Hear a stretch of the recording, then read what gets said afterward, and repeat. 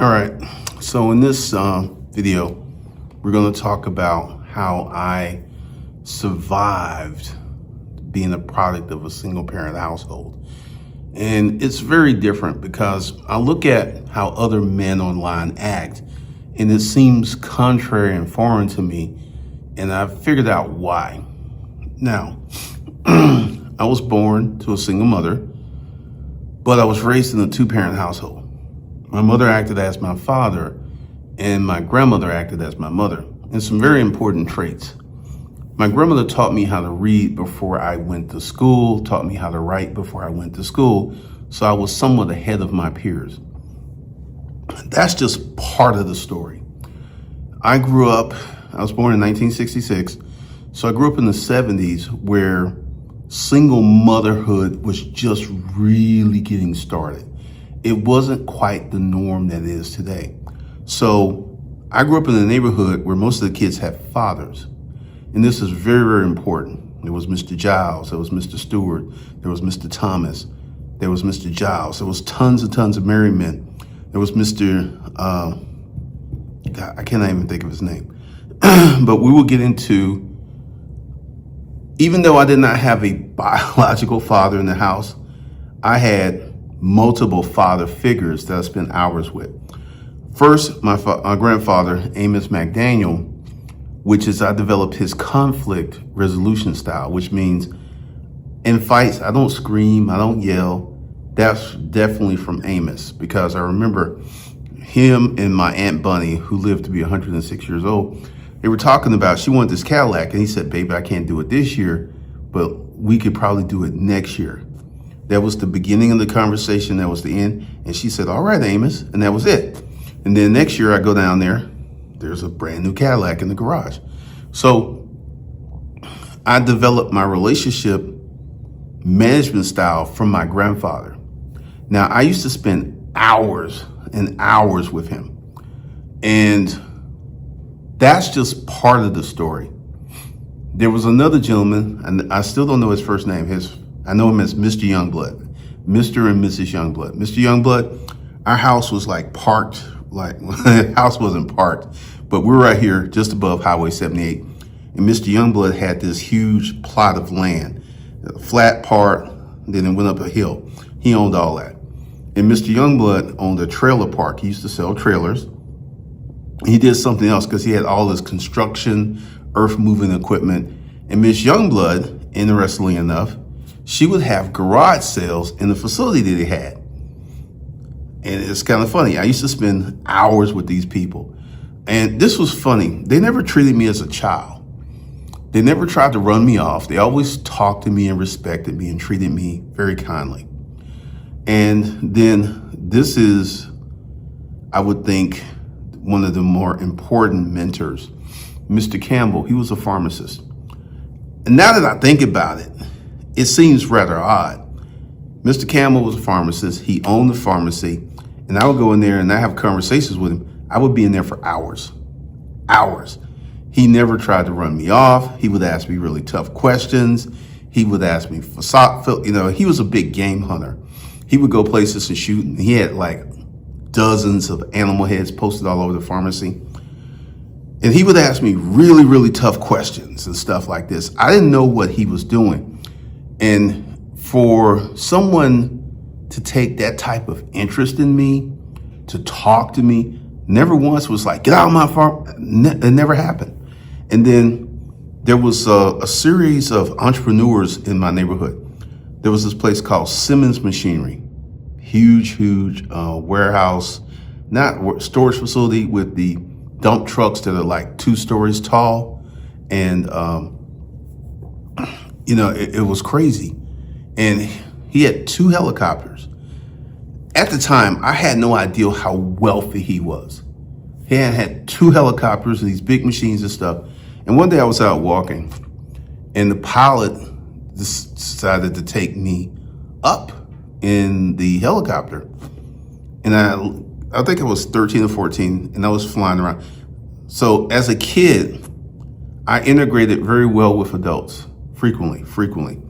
And there was Mrs. Jones, older lady. I used to spend hours at her house. So as a child, I spent hours and hours and hours with adults, and they treated me very differently. So even though I was a product of a single parent household, even though I was born, I should say I was born, because I can't really say I was a product of a single mother. I was a product of a multiple integrated male-based psychological system that groomed and raised me. And this is why I have such a different viewpoint than most of the men online, because I did not grow up in the traditional single parent household. So this made things really different for me. This opened up the door for me to actually become the person that I am. That made me very, very different, really, really different. And this is why I have the thought process that I have. And this is why I say the things I said, because I wasn't raised like the traditional child of a single parent household. I was literally raised by a community of people. It made me really different. And this is why I got to think of a different title for this video. I was going to call how I survived being raised by a single mother. And that's just not appropriate, because typically being born in 1966 and growing up in the 70s, the world was very, very different. When we used to have races, we used to have track meets. There was a first place ribbon, there was a second place ribbon, there was a third place ribbon, there was a fourth place ribbon. So you had 4 opportunities to qualify. So the world was really, really different.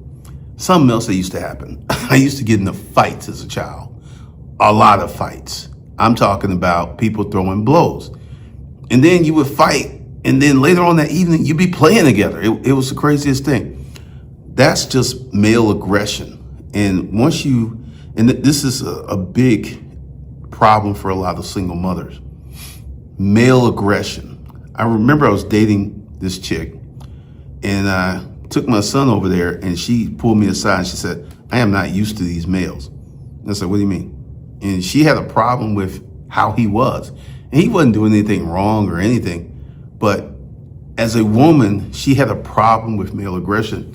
And I'll share a story with you with my mother, who also had a problem with male aggression. She just didn't understand how we were as males, we were wired. Because me and my brother, we used to get into fights all of the time. And it was crazy how often we would get in fights. And she'd have us hug and kiss on each other. And even as a child, I knew that was wrong. I was like, this is just really, really wrong. And as a child, I began to understand certain things about my mother that I, to this day as an adult, I can confirm were 100% accurate. And I did not follow those paths. So when you look at what is happening is the problem that's going on in today's world. Big problem. Okay. This brings us to the conversation of white women, Asian women, Russian women, women from Cameroon. So the way that I was raised, now, Mr. Youngblood was a white gentleman. Mr. Campbell was white. Mr. Youngblood was white. Mr. Campbell was white. Simmons Machinery was white. And other entrepreneurs that I came across as a child were white people. And they treated me with a great deal of respect, reverence. And now I'm older, I can look back and see these folks treated me with an amazing amount of respect. So what happened is, and this is something that happened in high school. Her name is Rebecca Gross. We used to call her Becky Gross. Redhead, green eyes. And if interracial thing was a thing back then, that would have been my first girlfriend. In many regards, she was my first girlfriend. She was extremely smart. And one day, she just grabs my hand and we're walking down the hall holding hands. And people are looking and pointing. And it just became such a big thing. But this girl really liked me. I really liked her. And we would have been the first interracial couple back then. So my relationship style, I gravitated toward white women, Asian women, women who grew up in two-parent households, because that was something I was familiar with. And I was completely unaware of why, because I just knew that it felt better, it felt different. And then I would get with a black woman who wasn't raised in a two-parent household, who was raised in a chaotic parent household, and the energy just would not mesh. It would always be off. It would always be really, really off. So that's why when, on Hustlers Kung Fu Black and White, those videos are going to come off that channel, and they're going to come on this channel. That's what you see. I had the ability to meet, greet, have sex with a lot of beautiful, sensitive, kind white women. When I had my heart attack in 2019, I was living with a white woman, and this woman, God bless her heart, was so impacted because I almost died. And that really impacted her. It really, really impacted her. And then when I got out the hospital, she said, look, I can take care of us. And she was making like $160,000 a year. So she could have easily afforded it to, but I wasn't ready to be taken care of. But typically, this is why you will see the presentations from me that you see. Because like I said, I'm older, I can look back and I can reflect. And now I know why I did certain things. It was just, I was in Hawaii, Schofield Barracks. I was a virgin when I graduated high school. And I was at Schofield Barracks. And I have pictures of her in the photo album. She's blonde, very tiny, but super cute, super cute. And we started just hanging out and stuff. And I was in her room, and one thing led to another, and I ended up spending the night in her room. And dude, the level of happiness that came, because, and she saw me next morning, she said, hey, how you doing? And everything. It was just very, very different, because my parents, my grandmother and my grandmother was very, I wouldn't say dry. She was very matter of fact. When I was a kid, she used to smoke these Bel Airs, these not Black and Mild. She didn't smoke them, but they were Bel Airs. And I was like, I want a cigarette, right? So she lit one up and gave it to me. I gagged and choked. I've not smoked anything since. But my grandmother left a deep impression on me. She was, in all regards, my mother figure. And I had her until I was 11, which is very, very important, because I had her doing all those cognitive years. She was able to fill in those spaces. And this is why I speak the way that I speak. This is why I think the way that I do, because of my grandmother. Now, going back to Mr. Campbell, I had no clue to what he was doing. He was mentally shaping my mental. As a kid, I was about 12. I used to go there between ages of 12 and 15, or 13 and 16. Because at some point, I got older and I started doing different stuff. And I would always drop by and say hi, but 13, 14, 15, 16, I would literally hang out in the pharmacy for hours. I'm not talking about an hour. I would be in there for 2, 3, 4 hours. And they'd be talking to me and conducting his business. And I didn't really understand what a privilege that was. He could have said, hey, I don't have time for you. He never did that. He never said that. Not in all those years. He never said that. And he was the one that really pushed the cognitive development, because growing up there, I ran into a lot of entrepreneurs. And if you look at the influence on me, that's why I'm an entrepreneur. And this is why I was always so dissatisfied with just having a regular job. It was just like biting at me, right? Now I understand what happened and understand how I developed. And this is why I had problems relating to certain people, because my background was fundamentally different. I got the mental composites of relationship. I got entrepreneurship. I got manhood training. Most guys are fortunate if they get one, but I had 1, 2, 3. I had 4 elements of manhood training exposed to me and developed with me due to Mr. Youngblood, Mr. Campbell, Amos McDaniel. I had a ton of male mentorship.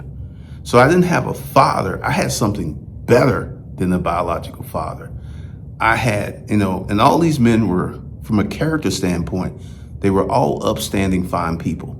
My grandfather, Mr. Youngblood, Mr. Campbell. I need to go check and see if he's still alive, because he would be,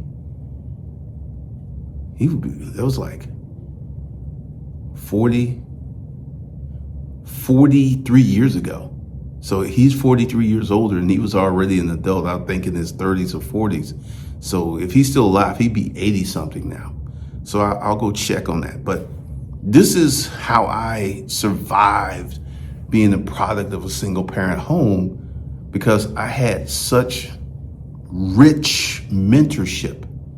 I had people looking out for me. And the thing is, they gave me something much more important than money. They gave me wisdom, they gave me insights, they gave me grooming, they gave me training. And I feel very fortunate to have gone through that path, because I got so much out of it that it blew me. And this is why I always felt odd until I actually had my own business. When I had my first business, and I was selling office furniture over here, and I was selling their furniture over there, that's one of the first times I felt complete. Because even though I didn't have a job, I still had my own business. I was able to chart my own way, make my own money, do my own thing. And that really opened up the door, because after that job, I've never had another job since. Never. So I've been an entrepreneur since 1999. And other than the car rental business, everything else has been a success. The car rental business was absolutely one of the worst businesses I ever got into. But everything else was a success. It was a roaring success. So understand that when I say the things and I talk to you, it's coming from a place of privilege. I feel I had a privileged upbringing. I had a very high level, high character upbringing. And this is one of the things that made me. And this is one of the things when I was dating multiple women, this is why I took care of my girlfriends, because that's just who I'm as a person. I could not be dating you and fucking the shit out of you and watch you suffer and do nothing. That just didn't make any sense to me. I remember this one girl I met. We had developed a kinship, so to speak. I was fucking the shit out of her because this girl had some amazing pussy. She had that pussy that would squirt, like literally. It was amazing. And she had some issue with her parents. Her parents were pissed off at her, and she owned a house, and something happened where she did not have her mortgage that month, and she was stressed the fuck out. Her mortgage was like cheap compared to mortgages today. Her mortgage was like $1,200. It was cheap. And, so I'm like, she calls me, she's like losing her mind. Like, what's wrong? Oh my God. I'm gonna be late on my mortgage. And she knew that I was doing well, but I never told women how much money I made. They could kind of like, when I got the Porsches and the BMWs and the Mercedes and lived in the house, it was very evident. But I met her before then, and I was still, I was living in an apartment. And, that was the year that I made $1 million selling my book. And she was stressed the fuck out. And I just hugged her, right? Just hugged her like she was a child and rubbed her head and said, it'll be okay. And I said, I got you. She said, what do you mean? I got $1,200. I can give it to you. She said, really? She was like, really? And she started jumping up and down like a child. She's like, really? And I gave her the money. She gave me some of that good pussy that, oh my God, she put in extra. So just the way that I grew up and just the way that I'm orientated, it created a person that I'm involved with you. I'm involved with you on deeper levels. I'm not just gonna fuck you. I'm gonna fuck you, and I'm gonna take care of you, and I'm gonna look after you, which makes me very different than the typical male online who's just, I want that pussy, I'm gonna leave, and don't ask nothing else from me. But this is one of the first conversations we'll have about this, but this is how I'm very different than most of the single parent children you see online or in life. Very, very different. So if you want to get some of that experience, I've got the Royal Prince program, and then I have some other stuff below. I've got multiple books, things to help you make more money, because this is one of the lessons I earned really, really early. Mr. Youngblood had money, Mr. Campbell had money. So my two mentors were both rich people as a child. And I was completely unaware of that until I became an adult and was able to figure it out. So my first mentors, the people who helped develop me, were rich people. That's how I grew up.